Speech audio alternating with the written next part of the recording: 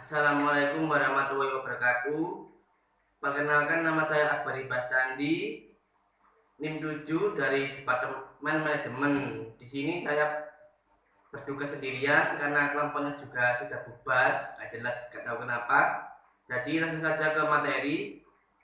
Di sini materinya itu adalah mengenai tentang Pulau Samosir dan Danau Toba, juga Pantai Alor di NTT. Di sini saya mengambil permasalahan tentang pengelolaan sampah atau waste management.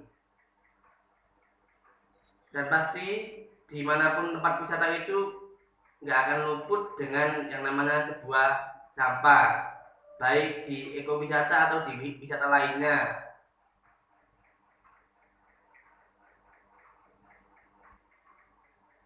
Oleh karena itu, di sini saya akan menjelaskan tentang bagaimana sih problem solving dari sampah ini dan bagaimana sih cara mengelola pemilihnya agar lebih efisien dan efektif dan mengurangi polusi limbah yang ada di wisata tersebut.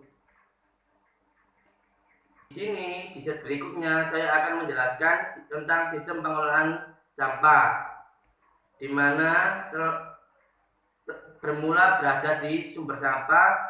Sampah itu dipisahkan menjadi dua tong. Yang pertama seperti biasa, tong anorganik dan organik. Lalu berikutnya sampah yang sumber sampah itu masuk ke sampah yang bernilai ekonomi, seperti yang bisa didaur ulang lagi menjadi sebuah kreativitas yang meningkatkan ekonomi warga sekitar. Yang kedua menjadi residu atau sampah yang memang tidak bisa didaur ulang lagi, dibuang ke tempat pembuangan akhir sampah untuk dihancurkan atau dibakar.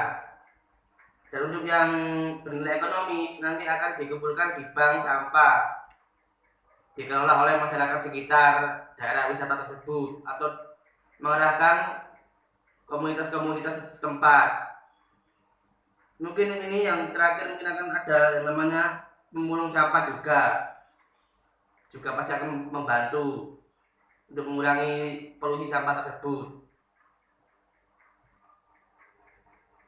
Di next slide kita ada larangan tentang pembakaran sampah atau yang menyebabkan limbah polusi tentang sampah ini yang meresahkan masyarakat di sekitar wisata. Yang pertama, jangan membakar sampah tentunya.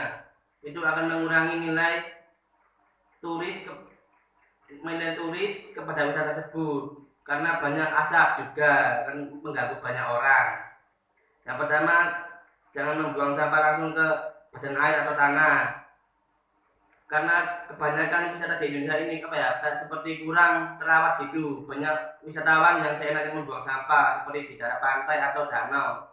Jadi banyak sampah yang ikut menggenang di danau tersebut atau mengalir. Jadi akan terlihat tidak indah lagi seperti dulu.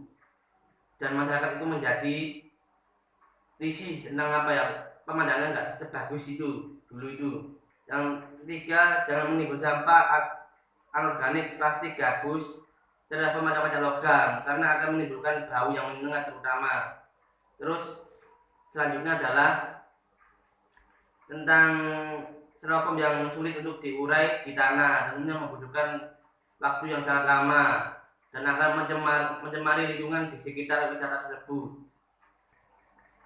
Di sini saya menawarkan tentang pengelolaan sampah melalui bank sampah di wisata-wisata seperti Pantai Alor dan Pulau Samosir juga Danau Toba. Yang pertama, keunggulan dari bank sampah ini adalah salah satu inovasi pelaksanaan 3R, reuse, recycle, reduce. Yang kedua, pembentukan bank sampah bertujuan untuk mengelola sampah mulai dari sumbernya seperti di wisata tersebut. 3. Pedoman pelaksanaan Peraturan Menteri Pelindungan Lingkungan Hidup Nomor 13 Tahun 2012 tentang pedoman pelaksanaan 3R melalui bank sampah. Dan selanjutnya, di sini saya akan menjelaskan tentang pengertian bank sampah. Bank sampah adalah tempat penilaian dan pengumpulan sampah yang dapat didaur ulang atau digunakan ulang dan memiliki nilai ekonomis.